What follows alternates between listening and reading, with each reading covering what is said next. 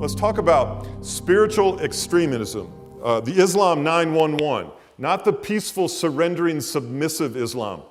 Not the people seeking to understand God as they know Him. Not the people looking at their holy book, but the Islam 911, the extremism, the radicalization of human beings in acts of terror that have to be differentiated from peaceful Islam.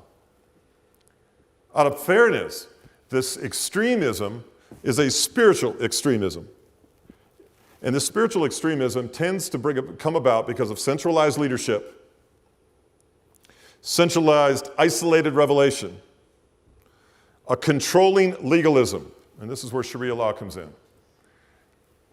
Factions and schisms and cults thrive because of personal revelation and control, determining what people can read, what they can see, they can look at, they can't look at, how they can marry, everything comes under the control of a centralized figure or figures. And that harsh legalism creates a climate of domination and control. Now, you mix that with a younger generation who has no purpose, has no opportunity, and is looking for significance in life. You can take a young man and you can put a machine gun in his hand and you can tell him to stand a post outside an office, and he'll do it long enough that he'll begin to see he now has influence, he now has significance, he now has power, he now has everything he's been looking for his whole entire life. And now he's a part of something. And we've appealed now to his sense of belonging, mission, and purpose in life. And he's gone from having none to being saturated with it. And now he's a part of something we call a terroristic group. And when the terroristic group begins to infiltrate the institutions of the world, and they become popular in various governmental circles, media circles, within their own circles that they create, you've taken a younger generation and you've exploited them to your end. And terrorists are not being radicalized at an older age. Terrorists are being formed and molded and sculpted at an early age with the promise.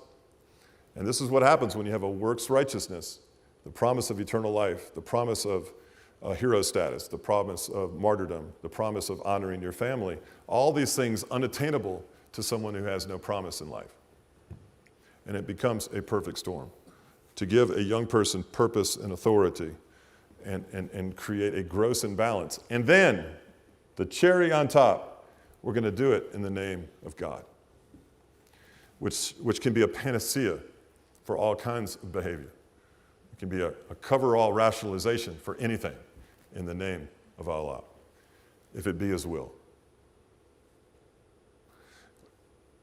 If we decide what God's will is after an event happens, the will of God no longer is a boundary before something happens. It's no longer a consideration. Therefore, we absolve ourselves of responsibility when we decapitate someone, because if the head came off, it was the will of Allah.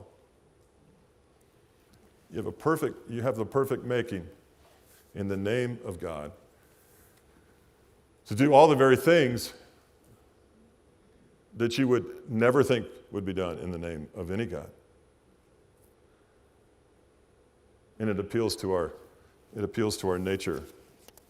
We want something to worship. We want to feel right with God. We want purpose and mission. And a terrorist group can actually provide that in ways that others are not. And it's no different from human beings. If we lack something and we need it bad enough, we will find a way to get it. Through be it sexuality, inebriation, addiction, you name it, we're going to get our needs met. And if that need is deep enough, we'll go to great extremes to get them met, because we are all sinners and fall short of the glory of God. We're all capable of anything. It's fascinating, is it not?